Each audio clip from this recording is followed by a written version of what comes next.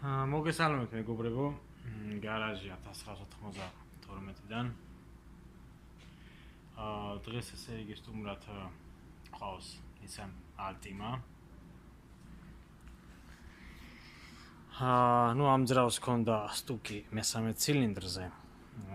მთლიანი ვიდეო არ გადავიღე, იმიტომ რომ ძალიან დიდი ვიდეო გამოდის.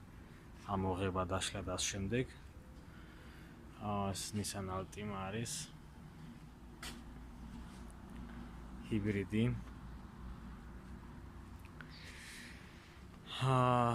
და უფრო საინტერესო რაც არის ხოლმე მეტკები, უფრო მეტკებს ვიღებ, მეტკებს ხსნი რა, როგორ რას უნდა უსწორდებოს და ასე შემდეგ.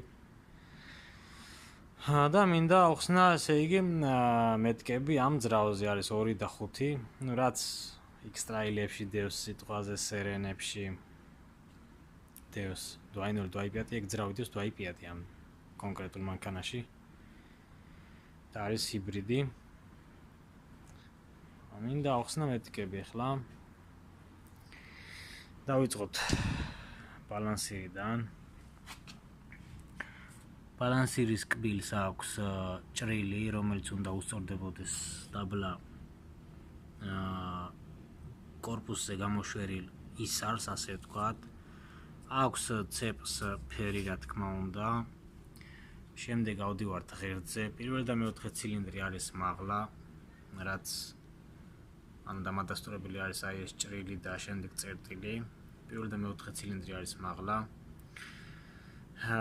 ეს ფერიც უნდა იყოს აი ამ ჭრილზე.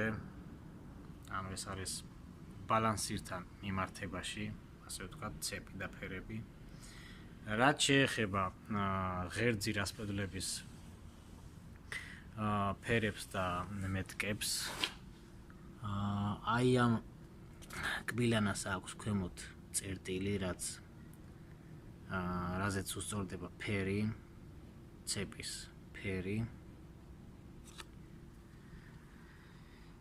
ზემოთ რასპედლებს რაც შეეხება, გულაჩოკები აქეთ იქით, ცოტა დახრილი უფრო დახრილი უნდა იყოს შემშვები ვიდრე გამშვები.